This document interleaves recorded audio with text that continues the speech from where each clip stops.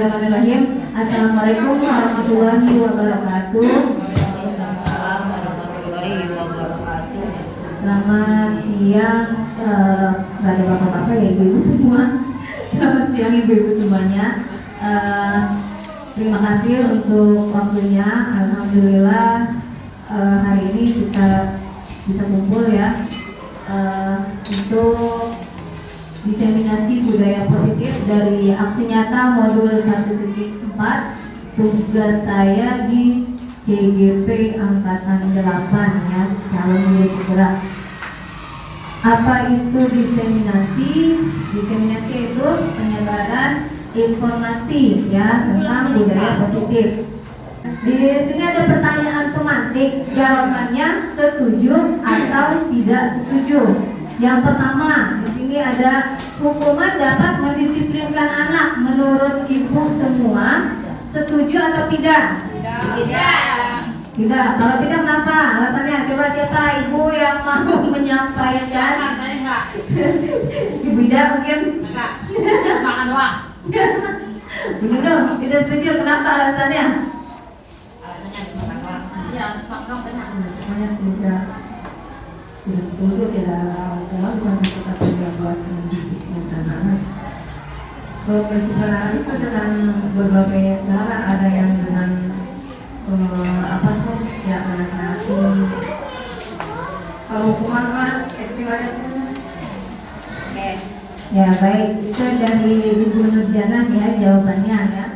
Yang kedua kita lihat pertanyaan yang kedua, yaitu pemberian hukuman seperti membersihkan sampah atau kamar mandi ya dapat mendisiplinkan anak. Setuju atau tidak? Yang kedua ini pemberian hukuman membersihkan sampah atau kamar mandi. Setuju atau tidak? Setuju, tapi yang membersihkan kamar mandi itu tidak setuju. Kalau mungut sampah sih nggak masalah. Tapi untuk membersihkan kamar mandi yang tidak tidak mungkin. Kurang setuju. Membersihkan sampah masih bisa ya. Kalau kamar mandi kan di rumah Membersihkan kamar mandi masih dirasa kurang tepat gitu ya. Nah, oke, nanti kita bahas di setelah penyampaian ya.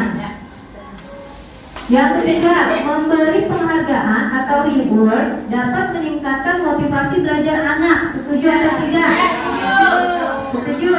Siapa nih, Bu Eno? Setuju. Alasannya kenapa? Ya, alasannya biasanya anak itu kalau dikasih penghargaan atau reward ya, dia motivasi belajar itu meningkat. Gitu. Lebih semangat ya. Lebih semangat lagi. Nah, jadi seperti dihargai gitu. Ada dorongan ingin memiliki.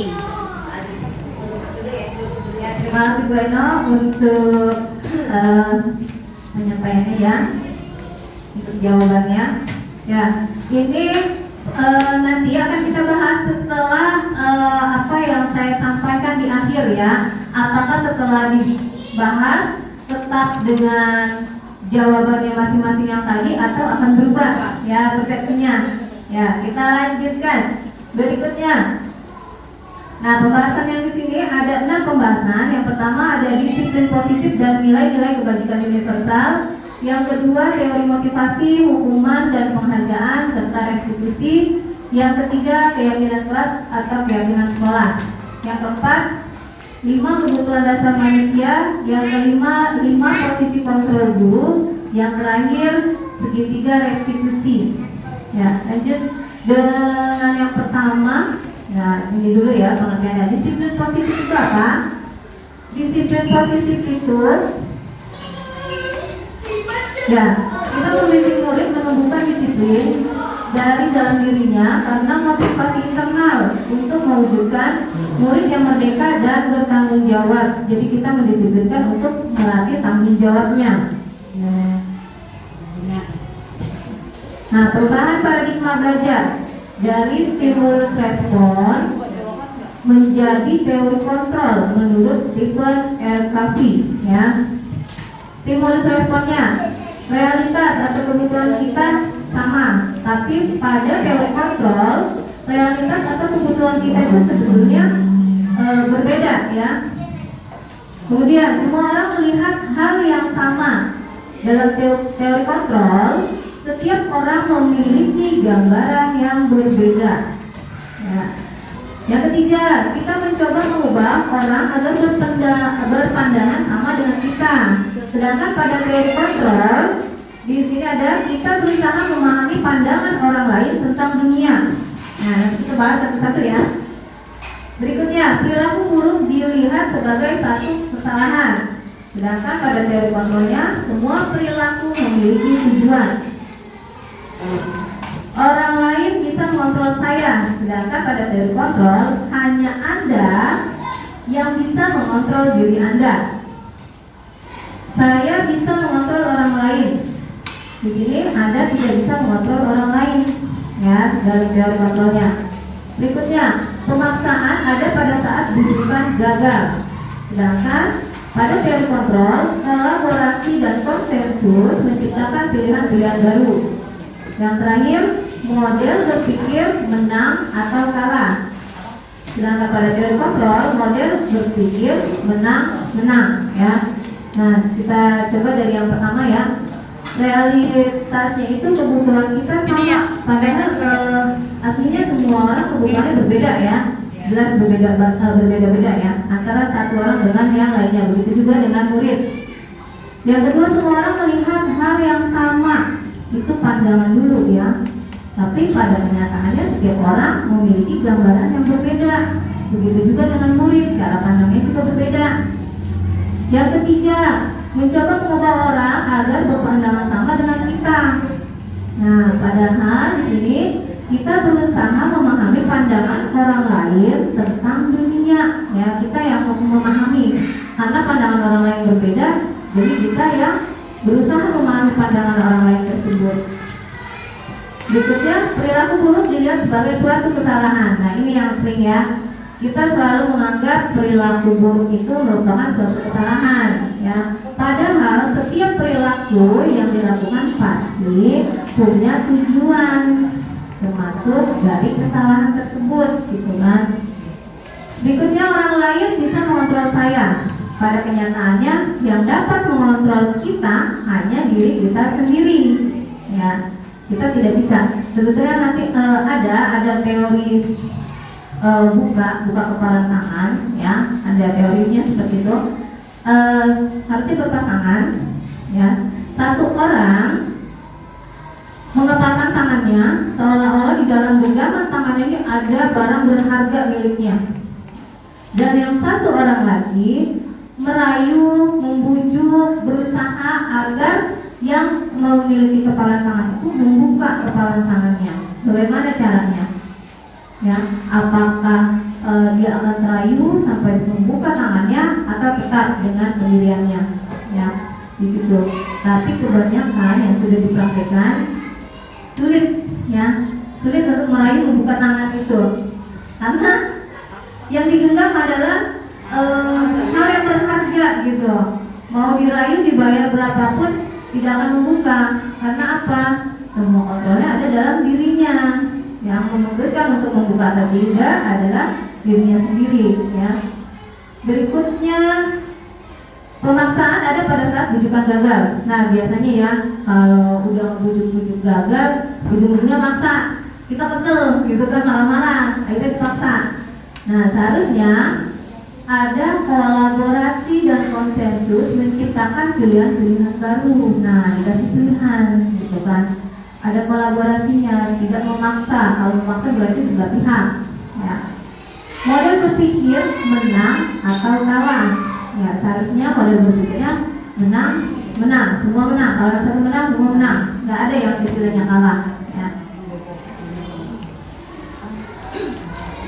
Nah, di sini ada contoh-contoh nilai kebajikan universal apa saja. Ada contoh yang keadilan, tanggung jawab, kejujuran, berprinsip, lurus hati, integritas, kasih sayang, komitmen, percaya diri, dan kesabaran. Masih banyak lagi ya contoh kebajikan, nilai kebajikan universal. Nah, di sini kita masuk pada teori motivasi, hukuman dan penghargaan serta restitusi. Motivasi yaitu dorongan muncul dalam diri seseorang untuk melakukan atau berpikir dengan tujuan tertentu, baik sadar atau tidak sadar. Nah, itu motivasi. Berarti mendorong seseorang ya untuk melakukan sesuatu. Gitu. Nah, hukuman ini atau biasa disebut dengan sanksi diberikan kepada seseorang yang telah melakukan kesalahan atau pelanggaran. Sudah jelas ya, poin dari penghukuman itu lebih ke secara fisik ya. Penghargaan. Nah, ini penghargaan diberikan pada seseorang yang telah melakukan suatu keunggulan tertentu. Nah, kita sering kalau misalkan ada anak yang unggul, kita beri penghargaan ya, reward gitu. Sebetulnya dalam penghargaan sendiri ini ada poin plus dan minusnya ya. Plus memang karena dari penghargaan bisa memacu motivasi, tapi minusnya atau negatifnya itu nanti ketergantungan anak, bukannya atas tanggung jawab lagi, tapi karena keinginan untuk mendapatkan reward. Itu dampak negatifnya ya.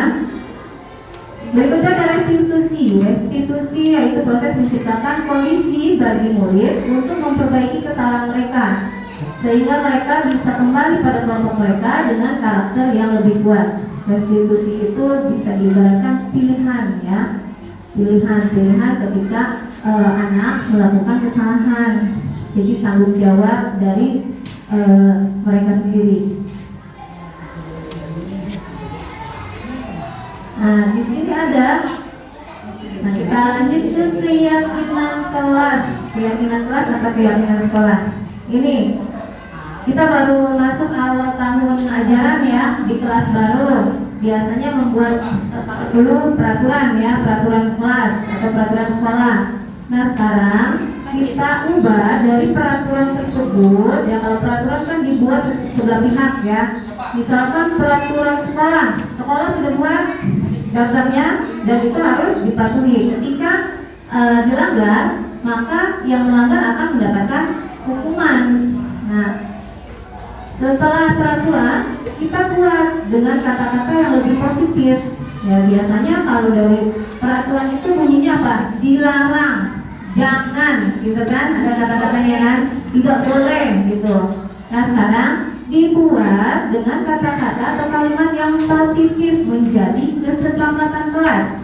Kesepakatan kelas ini disusun dan dikembangkan bersama guru dan murid. Jadi kita membuat kesepakatan itu meminta dulu pada murid pendapat murid. Kira-kira apa nih yang mau mereka sepakati?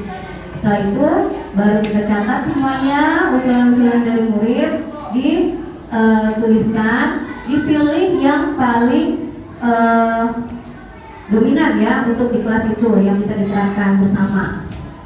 Nah, dari kesepakatan kelas ini yang lebih tingkatan di atasnya lagi, yaitu keyakinan kelas ya. Untuk keyakinan kelas ini sebetulnya sama dengan kesepakatan kelas, hanya di keyakinan kelas ini ada kata keyakinan, berarti sudah diyakini ya. Sudah diyakini berarti sudah ada dari dalam dirinya untuk melakukan gitu. Itu di keyakinan kelas. Kesepakatan ini diubah menjadi keyakinan kelas. Di sini ada contoh membuat kesepakatan kelas. Nah, ini mohon maaf ya, suaranya tidak bisa keluar karena tidak bisa connect ke speaker gitu. Tapi ini hanya contoh ya pada saat membuat kesepakatan kelas dengan anak-anak ya. Yang pertama kita mengusulkan dulu kasih ke anak apa yang mau disepakati. Sudah bicara semuanya, kita pilih mana yang cocok untuk kelas kita ya. Ya, berikutnya ada 5 kebutuhan dasar manusia. Nah, di sini nih. Yang pertama, bertahan hidup ya. Bertahan hidup atau survival ya, kebutuhan bertahan hidup. Ya, berhubungan dengan makanan, dengan tempat tinggal, pokoknya lebih ke fisiologinya ya, fisiologis dari manusia tersebut. Yang kedua ada kasih sayang dan rasa diterima. Nah, ini murid itu kadang merasa dia pengen mendapatkan kasih sayang, kadang-kadang yang tidak didapat dari rumah, di sekolah ya, kasih sayang dan rasa diterima. Ketika dia berpendapat, ketika dia bermain, dia diterima oleh lingkungannya. Yang ketiga ada kebebasan atau freedom. Kebebasan di sini dia bisa kebebasan berpendapat, bisa kebebasan dalam bertingkah, maksudnya bukan bebas lepas ya, tapi di sini dia bebas mengemukakan apa yang dia inginkan ya, seperti apa. Yang keempat ada kesenangan. Jelas ya kalau untuk anak pasti membutuhkan kesenangan. Ya kan anak kita juga butuh ya, kadang-kadang butuh refreshing, healing. Apalagi anak yang memang kebutuhan utama mereka juga ini kesenangan ya, have fun. Yang kelima kekuasaan atau power. Nah ini nih, dalam kekuasaan atau power ini biasanya lebih dominan pada anak-anak yang memiliki jiwa kepemimpinan. Mereka ingin diakui keberadaannya, mereka ingin lebih menonjol ya. Ini di kekuasaan ini. Di sini ada gambarannya ya, belonging, power, survival, fun, and freedom. Nah ini salah satu pokok bahasan juga kita hari ini. 5 posisi kontrol guru. Coba nih, dari kelima posisi ini kira-kira kita sudah ada di posisi mana saja? Apakah penghukum, pembuat rasa bersalah, teman, pemantau, atau sudah ada di posisi manajer? Coba kira-kira sudah ada di mana? Pemantau. Nah, Bu Wiwit di pemantau. Coba Bueno. Teman. Yang pertama penghukum. Yang kedua ada pembuat rasa bersalah. Teman. Ya, rata-rata kita berpikir bahwa anak-anak itu kita jadikan sebagai teman yang lebih dekat agar mereka bisa nyaman gitu kan. Ya, di sini nanti kita akan jelaskan ya satu persatu. Nah, di sini ada penghukum. Penghukum memberikan hukuman fisik maupun verbal. Nah, ini yang sering kita lakukan mungkin ya selama ini dengan apa ya? Dibilang salah persepsi sebenarnya tidak salah itu karena kurang tepat gitu ya, sebetulnya kurang tepat. Kita kadang gini, ketika anak salah, kita langsung menghukum, gitu kan? Kamu tidak mengerjakan PR karena kamu bersihin kamar mandi. Nah, itu kan salah satunya itu yang disebut dengan penghukum ya. Langsung dihukum. Ketika pakai sepatu salah, kamu keliling lapangan 20 putaran. Nah, itu langsung dihukum ya. Kalau pembuat rasa bersalah, yaitu menyampaikan pernyataan yang membuat murid merasa bersalah atas perbuatannya. Misalnya pembuat rasa bersalah ini ya, misalkan, ayo dong, kamu kerjakan tugasnya. Kamu nggak kasihan sama bu guru udah capek-capek lo jelasin, kok kamu nggak nulis, kok kamu nggak ngerjain tugasnya. Nah, mereka kan akhirnya merasa bersalah, gitu kan?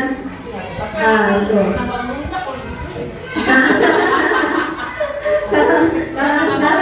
Kalau gituin ya, itu pembuat rasa bersalah atau pemberi rasa bersalah ya. Nah, yang ketiga ada sebagai teman. Nah, teman ini membuat murid merasa memiliki hubungan dekat dengan gurunya layaknya teman ya. Yang selama ini kita lakukan, saya juga khususnya gitu merasa kalau murid dijadikan sebagai teman bisa lebih dekat, terus murid bisa lebih nyaman gitu kan, dia berceritanya enak. Ternyata di sini ada efek lainnya ya. Kalau kita hanya menjadikan teman, akhirnya ada kedekatan hubungan. Mereka jadi akhirnya kalau bahasa sekarang karena ngeluncak, karena merasa gurunya ini teman. Kamu teman saya loh gitu kan. Akhirnya kalau bahasa ini ya ngeluncak gitu. Nah, di sini ada kata pemantau. Nah, itu pemantau kenapa nggak keluar tampilannya? Pemantau ini, ya di sini nggak keluar ya tampilannya. Pemantau ini maksudnya maksudnya kita ya. Di pemantau ini kita memantau dari kegiatan-kegiatan murid. Misalkan kamu sudah berapa hari nih diperhatikan males belajarnya gitu kan. Nah itu berarti kan kita memantau kegiatan dia dari hari ke hari. Ya itu dia disebut dengan istilah memantau. Yang terakhir ada manajer. Nah ini yang seharusnya kita miliki sebagai guru ya, manajer, lebih bijak memanage ya. Bijaksana dan berfokus pada murid, mengembalikan tanggung jawab kepada murid untuk mencari solusi atas permasalahannya ya. Nah ini kita masih belajar ya untuk mencapai sampai ke manajer ini, karena kita lebih dari 1, 2, 3, 4 masih di posisi itu, jarang menggunakan manajer ini ya, belum sampai gitu. Nah nanti ada contohnya untuk menjadi seorang manajer. Berikutnya, nah ini lagi segitiga restitusi ya. Segitiga restitusi ini terdiri dari 3 bagian. Yang pertama, menstabilkan identitas. Yang kedua, validasi tindakan yang salah. Yang ketiga, menanyakan keyakinan. Nah, segitiga restitusi ini disarankan biasa digunakan ya, bukan disarankan, biasa digunakan oleh seorang manajer dalam menyelesaikan masalah ya, kepada anak. Jadi permasalahannya dikembalikan kepada anak solusinya nanti ya, dikasih tanggung jawab. Yang pertama, menstabilkan identitas. Di sini misalkan ada kata gini, setiap orang pasti pernah melakukan kesalahan. Jadi ketika kamu melakukan kesalahan, tidak apa-apa, wajar. Nah, distabilkan dulu, karena ketika anak melakukan kesalahan, tapi kan kondisinya emosi, gitu kan? Emosi kita stabilkan dulu ya, bahwa memang salah, tapi semua orang pernah melakukan kesalahan, ya. Atau kata-kata lain gini, kamu bukan satu-satunya loh yang melakukan hal ini, orang lain pun pernah, gitu. Kamu sabar, kamu tenang dulu. Nah, setelah dari menstabilkan identitas, kemudian validasi tindakan yang salah dengan kata-kata contohnya seperti ini. Kamu tentu punya alasan kenapa kamu melakukan hal itu. Nah, nanti kan anak cerita, oh iya bu, karena saya begini gitu kan. Tadi saya marah bu, celana saya dicoret-coret. Nah, nanti itu divalidasi dulu kesalahan dianya apa gitu. Atau gini kata-katanya, adakah cara yang lebih efektif untuk mendapatkan apa yang kamu butuhkan selain dari marah, bertengkar, berantem gitu. Yang ketiga, menanyakan keyakinan. Nah, poin terakhir di sini nih pentingnya, menanyakan keyakinan. Kita tanyakan keyakinan kelas kita apa. Nanti kan anak akan menjawab, oh iya bu, keyakinan kelas kita kan ini, berarti saya sudah melanggar keyakinan kelas itu, saya tidak menjalankan dengan baik gitu. Nah terus kamu ingin menjadi orang yang seperti apa sebenarnya? Nah kita kembalikan kepada dia. Ketika dia melakukan kesalahan, dia sudah mengakui kesalahannya, kita tanyakan apa ke depannya, mau berubah dengan cara seperti apa. Kalau misalkan ada contoh misalkan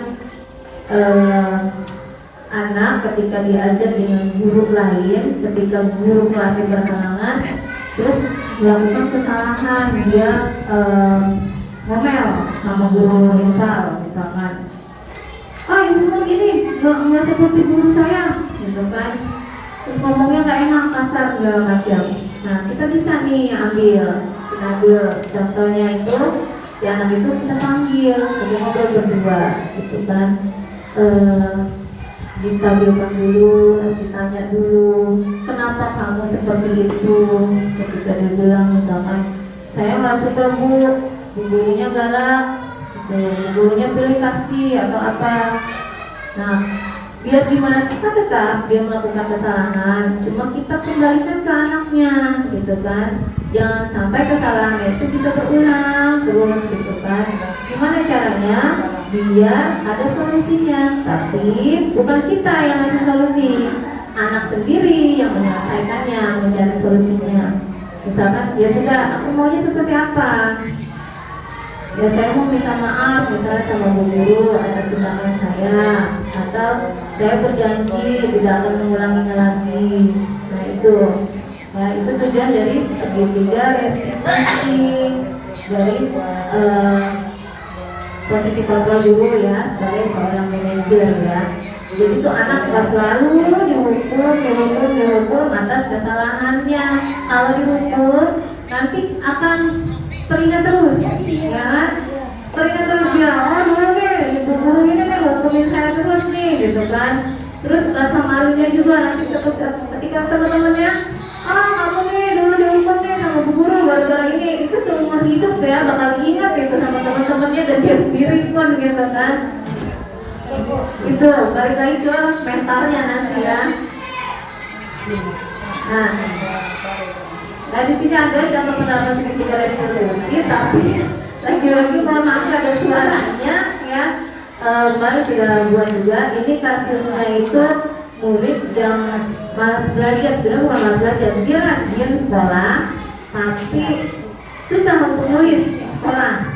Ya mungkin ibu bagian ibu apa yang Adit di sini dia ambil sampel bareng Adit, kasusnya Adit. Ternyata setelah diajak ngobrol dia bilang apa, dia bu soalnya aku tuh matanya suka nggak kelihatan karena dia memang udah minus ya, harus menghilangkan bantuan kacamata. Terus aku juga pegel tangannya bu karena main HP terus di rumah, terus capek, masuk siang katanya, udah ngantuk jadi aku males katanya gitu kan. Dia bilang seperti itu Adit. Selama ini yang kita tahu, dia anak kenapa gitu males, kok nggak mau nulis gitu kan. Ternyata setelah diajak ngobrol berdua seperti ini, barulah terbuka gitu ya sebab-sebabnya. Dan ternyata alhamdulillah Adit juga mengungkapkan bahwa dia tuh sebenarnya pengen berubah. Adit udah berusaha bu, Adit udah berusaha nulis, tapi Adit masih gagal kayak gitu. Adit masih gagal, Adit masih belum bisa. Ya udah dikasih ini ke depannya. Kalau memang Adit masih berusaha, masih ada keinginan, silakan, ayo tambah lagi semangatnya, tambah lagi motivasinya untuk mengalahkan rasa males, karena bosan, dia bilang gitu kan. Itu ke depannya gitu. Ya Adit mau berusaha lagi. Itu alhamdulillah sekarang kan sudah mulai di kelas 5 ya Aditnya, di sebagai gurunya cuma bisa berpesan, nanti kelas 5, kelas 6 dan kelas selanjutnya untuk lebih semangat lagi, lebih giat lagi belajarnya. Alhamdulillah kemarin senang dia diajak ngobrol itu, ternyata senang anak dibanding sama kita omelin gitu kan. Ada omelin, aku tuh sama lu gini, tahu sendiri kalau ibu-ibu udah ngomong ya panjang urusannya. Ya mungkin hanya itu saja sekilas tentang budaya positif ya. Di sekolah itu banyak sebenarnya yang harus kita benahi sama-sama ya, dibutuhkan kolaborasi bersama untuk menumbuhkan budaya-budaya positif dari kegiatan-kegiatan yang positif yang nantinya akan diyakini oleh semua murid menjadi apa ya, dari dalam diri dia gitu melakukan yang menjadi tanggung jawab ya, bukan lagi disuruh kamu harus begini, harus begini, harus begini. Capek juga kita ya kalau seperti itu, dan tidak ada tanggung jawab juga di anaknya. Mungkin itu saja ya tentang budaya positif ini. Kurang lebihnya mohon maaf. Terima kasih untuk waktunya. Mohon maaf di sini saya berdirinya bukan untuk menggurui, tapi kebetulan karena memang saya menerima materi lebih dulu. Mungkin teman-teman nanti akan menyusul selanjutnya ya. Teman-teman akan menyusul selanjutnya. Ayo semangat ya. Kita aminin lah. Ya minta senang, minta Bu Wiwi, ayo lah. Bayangin nih, saya lagi bayangin di depan ini saya.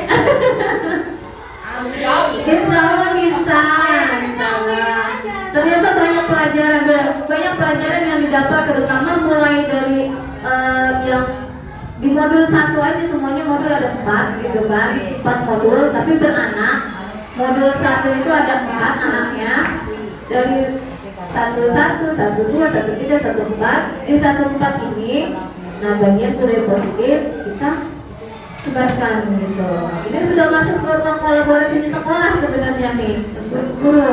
Kita tuh mengajak semua teman-teman guru untuk melakukan hal-hal yang positif, yang selama ini persepsi-persepsi salah coba kita luruskan, kita benahi. Mudah-mudahan ke depan bisa lah kita bersama-sama ya untuk mendidik anak-anak lebih berkarakter lagi ya, sesuai dengan profil pelajar Pancasila gitu kan. Saya kira cukup ya untuk hari ini. Sekali lagi terima kasih untuk waktunya. Mungkin kalau misalkan ada pertanyaan boleh. Kira-kira ada pertanyaan tidak? Udah ngantuk? Biasanya teori tidak seindah. Nah, itu dia ya, betul. Teori itu tidak seindah praktek ya. Kita sebut tak seindah karena apa? Pada kenyataannya di prakteknya itu ya praktek tak seindah teori, benar. Teorinya manis banget, begitu praktek ternyata susah. Tapi ketika kita melaksanakan sedikit aja, sedikit, insya Allah paham. Kemarin itu sama. Kemudian ya Allah kan susah banget sih, kita harus begini manja-manjain kan, seolah-olah manjain murid gitu kan. Tapi kenyataannya setelah dilaksanakan, oh iya ya, dibanding dengan kita langsung menghukum, terus apa-apa diatur oleh kita gitu kan, ternyata memang ini loh yang terbaik gitu dibanding dengan yang dulu kita lakukan. Mungkin dulu kita lakukan karena kita secara turun-temurun ya, didikan dari nenek moyang kita, ya kan? Iya. Karena mengubah karakter seseorang itu adalah sulit. Nah, itu. Itu kan terbentuk dari buah keluarganya. Nah, betul. Nah, lebih banyak waktunya di rumah daripada di di sekolah. Nah, yang susah kadang kita di sekolah dituntut untuk merubah karakter anak dengan waktu singkat. Harus bisa. Kadang-kadang orang tua kan menyalahkan gitu kan, menyalahkan sepenuhnya. Kita udah mengubah nih, tapi di rumahnya di rumah. Kembali lagi ke habitnya yang kurang baik. Itu kadang terkendalanya. Iya, betul. Intinya kalau praktek itu lebih sulit ya, makanya kita coba sedikit demi sedikit ya. Mungkin sama, saya juga masih belajar banget, harus banyak belajar gitu kan. Apalagi di sini ya banyak senior mungkin lebih paham juga, lebih lama, lebih dulu gitu kan. Kita sama-sama lah kolaborasi gitu, kita mulai merubah paradigma yang dulu yang kurang tepat, kita ubah menjadi lebih baik. Itu aja ya. Terima kasih untuk ibu-ibu semuanya atas waktunya. Saya akhiri. Wassalamualaikum warahmatullahi wabarakatuh. Waalaikumsalam warahmatullahi wabarakatuh. Merdeka berdeka.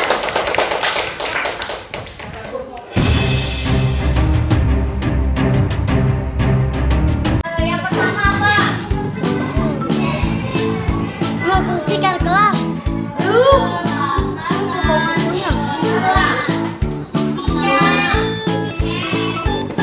Menjaga Lingkungan. Masih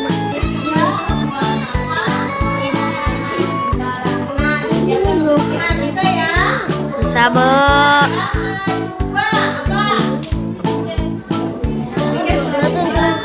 Bisa nggak ada buku yang Bu? Kemarin apa mau coba kemarin tuh? Ini ya buntu tulis. Membersihkan kelas.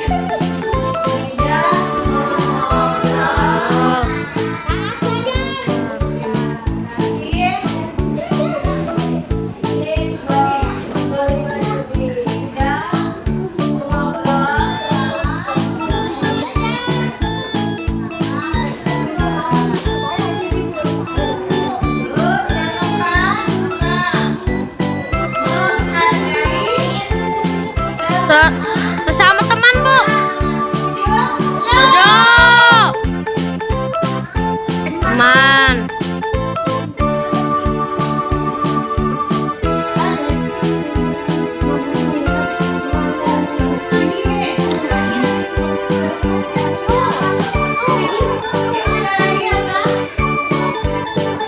Apalagi nih?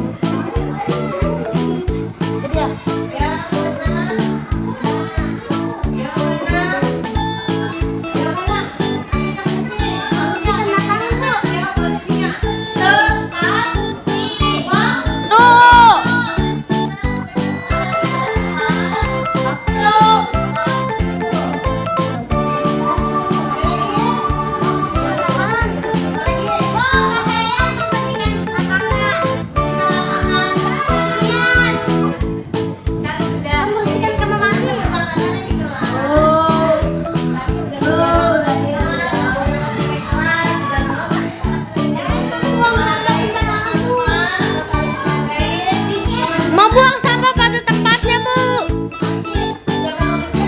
Oh, tempatnya. Meja. Gak ada laci, Bu.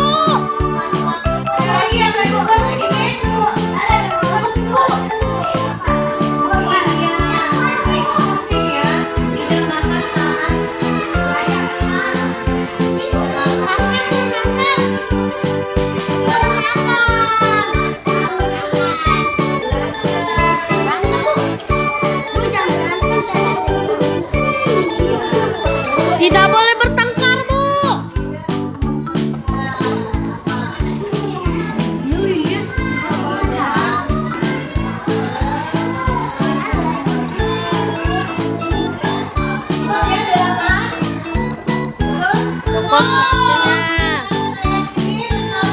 Bisa.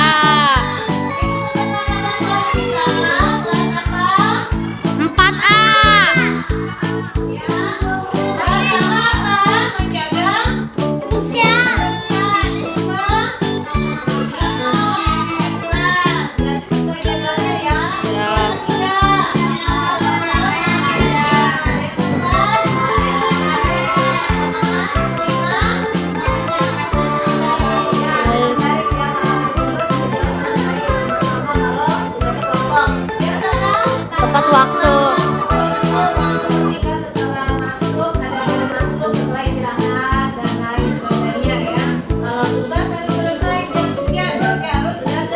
Selesai.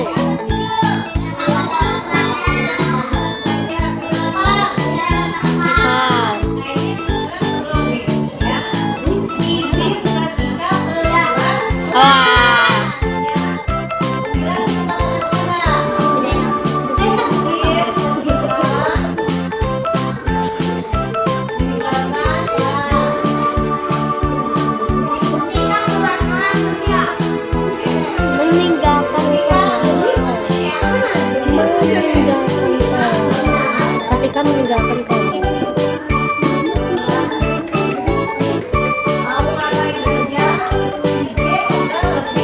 Dahulu. Ya.